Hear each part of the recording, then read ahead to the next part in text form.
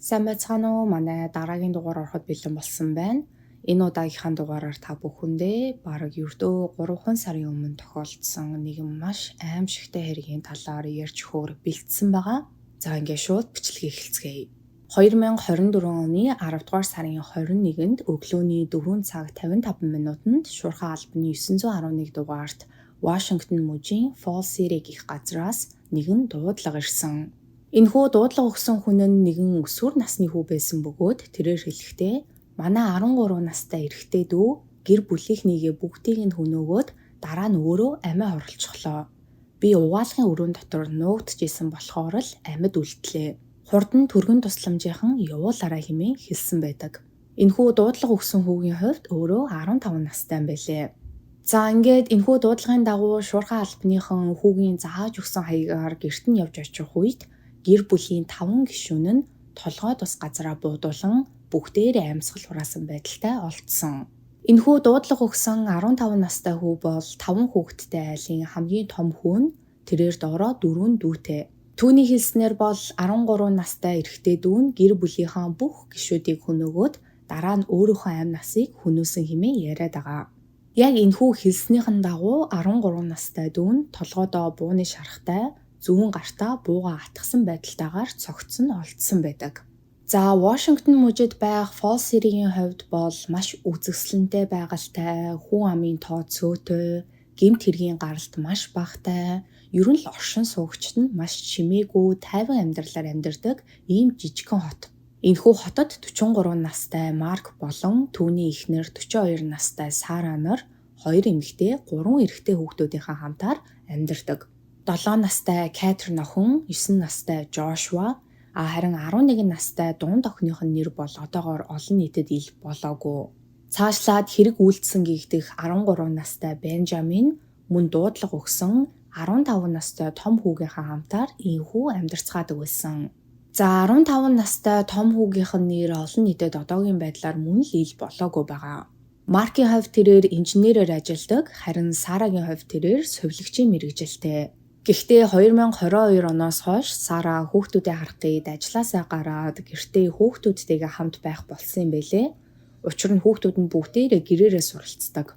За өмнө нь хэлсэнчлэн хэргийн газар дээрээс 2 том хүн, 3 хүүхдийн цогцос олдсон.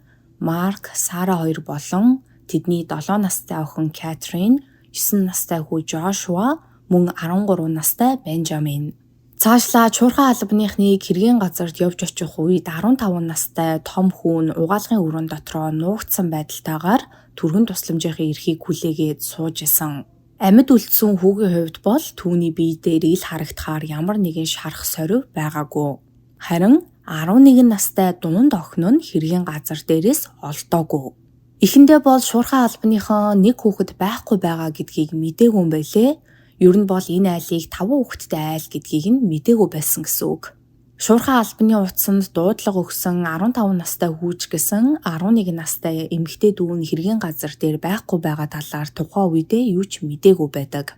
Ер нь бол энэ үед хүү гэр бүлийнхнийгээ бүгдийг нь л нас барсан хэмээн бодож исэн гэсэн үг. За гэтэл шуурхай албаныхан 15 настай хүүгээс дуудлага авсны дараахан буюу 5 цаг 2 минутанд өөр нэгэн дуудлага шуурхай албаны утсанд ирсэн байдаг. Энэхүү дуудлага нь Марк, Сара хоёрын хөршийнхоос нэрсэн дуудлага байсан бөгөөд дуудлага өгсөн хүн хэлэхдээ манай гэрийн хаалгыг нэг хүн хүчтэй балбаад онгойлгосон чинь манай хөршийн охин байж гин. Түүний хэлснээр гэр бүлийнхнийг нь бүгдийг нь ах нь хөнөөсөн гэж яриад байна. Өөрөө бас 2 удаа бууны шарх авсан байгаа тул яаралтай түргэн тусламжийнхныг явуулаарай гэсэн ийм дуудлага байсан. За Маркийн гэрээс хөршийнх нь гэр хүртэл 4 минут алхахаар ийм зайтай. Тэгэхээр ямар ч байсан 11 настай охины хувьд хэргийн газраас зүхтаж амьд үлдэж чадсан байгаа. Түргэн тусламжийнхан хөршийнх нь өгсөн дуудлагын дагуу гэрт нь ирэхэд охин гарн дээрээ болон хүзүүн дээрээ буудуулан хүн дээр шархацсан байсан боловч Аз болж яг амин тус газраа шархтаагүй байсан. Ингээд охин яаралтай эмнэлэгт хүргэгдэн нэмчилгээ хийлгэж эхэлсэн бол харин 15 настай хүүгийн хувьд тэр дороо цагдаагийн хэлтс дээр хүргэгдсэн байдаг.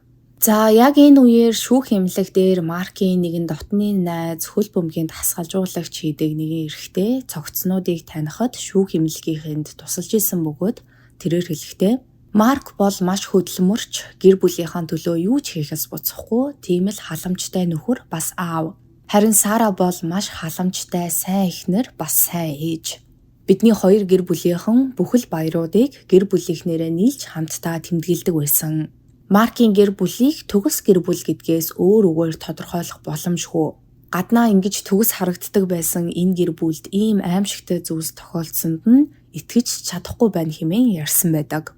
За Маркийн гэр бүлийнхний хувьд тэд бүгдээрээ Христийн шашинтай, эргэн тойрныхондоо хуршүүдтэй, ер нь л тэр хавьдаа нэлээд нэр хүндтэй гэр бүл байсан юм байлээ. За задлан шинжилгээний хариугаар Марк нийт 4 удаа мөр, гар, нуруу болон толгойдоо буудуулан амь насаа алдсан гэдэг нь тодорхой болсон. Харин Сарагийн хувьд түүний цогцсон унтлагын өрөөнд дотор нь байх угаалгын өрөөнөөс олдсон байдаг. Тэрээр эхлээд гаран дээрээ буудуулан шарх авсан бөгөөд гэмт хэрэгтнээс буюу өөрийн хүүгээс зүхтаан угаалгын өрөөнд ороод хаалгаад хөгжсөн боловч угаалгын өрөөний хаалгыг гэмт хэрэгтэн гаднаас нь хүчээр онгойлгон эвдэлж ороод Сарагийн толгойд нь буудан угаалгын өрөөнд дотор амь насыг нь хөнөөсөн байгаа. Цаашлаад 7 настай Кэтрин болон 9 настай Жошуа нар толгой тус газраа нэг удаа буудуулан амьсгал хураасан байсан бол гэмт хэргийг үйлдээд дараа нь өөрийнхөө амь насыг хөнөөсөн гэгдэх 13 настай Бенжамины хувьд тэрээр 2 удаа бууны шарх авсан байсан. За энд нэг хачиргалтай зүйл гарч ирж байгаа нь задлан шинжилгээний хариугаар Бенжамины бууны шархыг нь авч үзэх юм бол ойрын зайнаас биш хамгийн багадаа 2 инч буюу 0.6 метрийн зайнаас авсан бууны шарх байсан. Хэрвээ Бенжамин гэр бүлийнхнийгээ хөнөөгөөд дараа нь өөрийгөө буудан амь насаа хөнөөсөн бол яаж бүхэл бүтэн 2 инчийн зайнаас өөрийгөө буудах вэ гэсэн ийм асуулт гарч ирж байгаа. Ер нь бол кинон дээрээс ч гэсэн бид нар хардаг хүмүүс өөрлөгөө буу чиглүүлж байгаа тохиолдолд холын зайнаас өөрийгөө буудах ямар ч боломжгүй. Дээрээс нь Бенжамин 2 удаа бууны шарх авсан байгаа нь түүнийг амиа хорлсон гэж үзэхэд учир дутагдaltaй болгож байгаа. Угаасаа буугаар өөрийгөө 2 удаа буудаж амь насаа хөнөөнө гэдэг нь бараг л боломжгүй. Эхний удаад толгойдоо буудах үедээ л тэр дороо нас барна. Дахиад буудаад ээж ах боломжгүй гэдэг нь ойлгомжтой. За ингээд мөрдөгчдийн дараагийн хийсэн зүйл бол мэдээж энэ аимшигтай гэмт хэрэгээс амьд үлдэж чадсан 11 настай охиноос мэдүүлэг авах явдал. Охины хэлснээр бол тэрээр өглөө эрт буун дуунаар болон хин нэгний орилго чимээнээр нойрноосоо сэрсэн. Охины хувьд эмэгтэйдүүтэйгээ нэг унтлагын өрөөнд байдаг. Тэд 2 давхар орон дээрээ унтцгаадаг бөгөөд дүүн доод талын орон дээр нь харин охин өөрөө дээд талын орон дээр нь унтдаг байсан. За охиныг дүнгэж нойрноосоо сэрээд юу болж байгааг ойлгож амжаагүй байх үед эмэгтэйдүүн бас сэрээд орноосоо босон өрөөнөөсөө гарсан бөгөөд өрөөнөөсөө гарах үедээ толгойдоо буудуулан амь насаа алдсан байдаг. Харин охин орон дээрээсээ ахыгаа эмэгтэй дүүгийнх нь хүзүүнд хүрээд амьсгал хураасан эсхийг нь шалгаад явж байгааг нь олж харсан байгаа. Тухайн үед хөөрхийн охин маш ихээр айсан байсан тул буцаад нүдэн айнаад хэвтсэн. Энэ үед ах нь алхаад гаднаас өрөөнд нь орж ирж байгаа нь охинд сонсогдсон ба хэсэг чимээг болчихсон. Харин охиныг нүдэн нээх үед ах нь орлоо навраад гарчихсан. Хажууд нь буу бариад охин руу хараад зогсож исэн байгаа. Ингээд ах нь охиныг нэг удаа гаран дээр нь, нэг удаа хүзүүн дээр нь нийт 2 удаа буудсан. Хэдийгээр охин шархацсан ч гэсэн аимшигтай өвдөлтнөөсөө болоод орилмоор байсан ч гэсэн ямар ч дуу гаргаагүй. Харин үүний оронд нүдэн айнаад амьсгалаад хөгжээд үхсэн мэд царайлаад ахыгаа өрөөнөөс нь гараад явтал төвчиж чадсан байгаа. За энэ хэсэг бол үнэхээр сонсоход сэтгэл өвтгөм ийм хэсэг байсан. 11 настай бяцхан охин ийм аимшигтай зүйлийг туулаад тийм аимшигтай өвдөлтийг мэдэрчээсэн ч гэсэн шүд зуугаад ганцж аваа гаргаагүй өөрийгөө үхсэн мэтээр ахтаа итгүүлж чадсан. Энэ үед охин дотроо ямар ихээр айж, ямар аимшигтай зүйлийг мэдэрчээсэн бол гэж бодхоос бүр зүрх өвдмөр. Ингээд охин нүдэн айнан хэвтэж явах үедээ дахин нэг удаа буун дуу гарахыг сонссон ба ахыгаа хин нэгэнтэй уцаар ярьж байгааг олж сонссон. Ахийнх нь уцаар ярьж байгаа нь нэлийн цаана сонсогдчихсэн тул охин өрөөнөөсөө гүйж гарan зочны өрөөний цонхоор гадагш гардан цугцсан байдаг. Хамгийн аимшигтай нохин энхүү өрөөнөөсөө гарна зочны өрөөний цонх руу гүйж ах үедээ гэр бүлийнх нь бүх гишүүд амиа алдсан байгааг замдаа олж харсан байдаг. За цаашлаад охины өгсөн мэдүүлгийн дагуу бол 13 настай Бенжамин биш харин 15 настай том ах нь энэхүү хэргийг өөрийн гараар үлдсэн. Мөрдөгчд охиноос 15 настай ах нь хэрэг үлдсэн хүн мөн гэдэгт итгэлтэй байна уу хэмээн асуухад охин би нүдэ нээх үед түүнтэй харц тулгарсан. Тэр миний дээрээс хараад над руу бууга чиглүүлээд зогсож исэн. Тэр хохирогч биш харин алуурчин хэмээн хэлсэн байдаг. За охины хувьд 3 хоногийн дараа эмнэлгээс гарсан аз болж биеийн байдлын ч гэсэн маш хурдан дээрдсэн гэж хэлээ. Харин 15 настай дуудлага өгсөн хүүгийн хувьд тэрээр яг энэ үед хүүхдээ хорих газарт хоригдчихсэн бөгөөд улсаас түүнд гаргаж өгсөн өмгөөлөгч нь хүүг мөрдөгчдөд мэдүүлэг өгөхөөс татгалзаж байгаа талаар хэлээд огт мэдүүлэг өгүүлээгүй. Цаашлаад энэ үед бол с ิจ гтэн охин дүүгээ амьд үлдсэн талаар огт мэдээгүй байсан. За хэрэг гарсны дараагийн өдөр нь 15 настай с ิจ гтэн шүүхтээр очих ёстой байсан. Гэхдээ хоёр өмгөөлөгч нь шүүхэд хүсэлт гаргаад түүний өмнөөс шүүхтээр очихсгоосон байдаг. Шүүхээс бол түүний шүүх хурал албан ёсоор хизээ эхлэх талаар тодорхой хугацааг зааж өгөөгүй.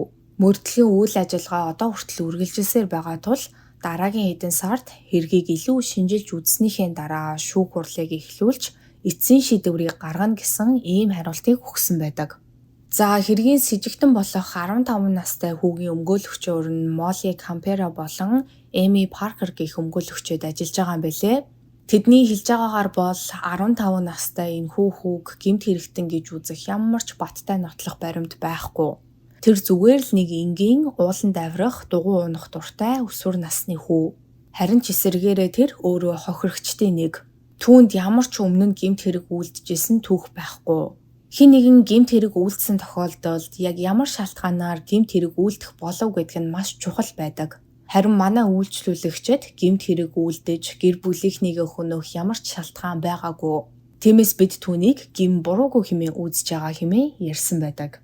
Цаашлаад мэдээж с ิจ гтэн дөнгөж 15 настай тул түүний нэр болон бусад хувийн мэдээллийг олон нийтээс нууцлж байгаа. Харин хэргийн газар дээр үзлэг хийсэн шинжээчдийн хувьд тэд 106 хуудас нотлох баримтуудыг хэргийн газар дээрээс олсон хэмээн мэдээлсэн.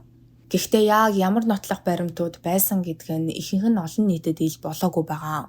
За с ิจ гтний хувьд тэрээр яг одоогийн байдлаар 5 удаагийн хүн амны гэмт хэрэг болон 1 удаагийн хүн амны гэмт хэрэг үйлдэхээр завдсан гэх ийм хэрэгүүдэд буруутай хэмээн шалгагдж байгаагаас гадна хүүхдийн хорих газарт хоригдож байгаа. Энэ жилийн 6 сард түүний шүүх хурлыг өсвөр насны шүүхтэр хилэлцэх үү, аль эсвэл насан турш хүмүүсийн шүүхтэр хилэлцэх үү гэдэг шийдвэр нь гарах юм байлээ. Мэдээж аль шүүхтэр шүүх хурал нь болохоос шалтгаалаад авах ялын хэмжээ нь бол маш их зөрүүтэй байна гэдэг нь ойлгомжтой. Харин 11 настай ганцаараа амьд үлдсэн охины хувьд эмээтэйгээ хамт амьдарч байгаа юм байна. Одоо хүртэл энэ хэрэгтэй холбоотой маш олон тодорхойгүй зүйлсүүд байсараагаа мөрдлөг үргэлжилсээр байгаа тул шүүх хурал болоод дууссаны дараа илүү олон мэдээллүүд цацагдах байх. Тэр үед нь энэ хэргийн талаар өөр нэг бичлэг хийгээд оруулъя гэж би бодож байна. Та бүхэн маань бас энэхүү аимшигтай хэргийн талаар юу гэж бодож байна? Өөрийн хувийн бодлоо доор сэтгэл хэсэгт үлдээж бусадтайгаа мөн хуваалцаарай. За ингээд та бүхэндээ ярьж өгөхөөр бэлдсэн энэ удаагийн дугаар маань энэ түрээ дуусж байна. Миний оруулдаг бичлэгнүүд таалагддаг бол лайка дараарай, сабскрайба дараарай. Хажууд нь байгаа хонхон дээр дарах юм бол намайг шинжлэх хийх болгонд та бүхэнд мэдэгдэл очих болно шүү. Ингээд дараа 7 хоногийн мигмар гарагч шинэ дугаараар уулзтлаа. Түр баяртай.